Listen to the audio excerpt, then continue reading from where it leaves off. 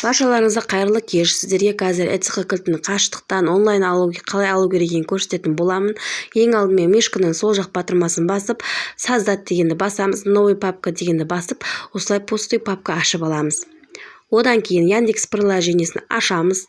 Оған поисковикке egop.kz деп жазамыз. Жазғаннан кейін бірінші бет ашылады.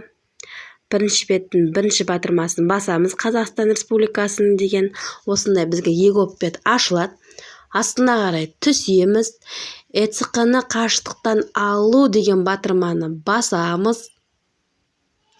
Көк жазу тұр. ECG-ны қашықтықтан алу деген тағы басамыз. Сосын онлайн сұрау батырмасын басамыз. Жаңағы алатын адамның жеке тұлға деп басамыз. Сосын жсн астына жсн енгізіңіз деп тұр.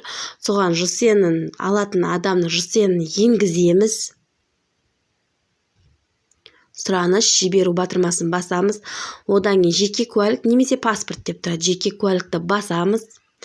Одан кейін жаңа кісіге номеріне код баратын номерді жазамыз.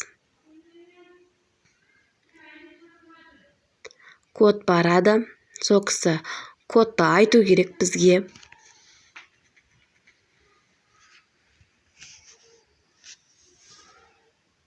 Алдын ала жаңа ашатын адамымызды дайындап айтып қоямыз. Егерде ол кісіде Samsung телефоны болатын болса, QR сканер приложениесін тартып алуға қажет. Осылай кодты басамыз. Енді осылай QR код ашылады. Сол QR код ашылғаннан кейін осыны суретке түсіріп жібереміз.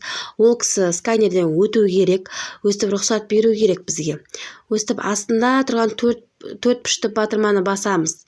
Сосын осылай басып аламыз да. Жаңағы рабочий столға сохранить еткен новый папка дегенді таңдап аламыз. Выборды басамыз. Открытті басамыз. Папканы таңдап аламыз. Осыған сақтаймыз. Астына қарай түсіп тағы да көк батырманы жүктеу дегенді басамыз. Мына жерге код жазамыз. Ағылшынша код жазамыз.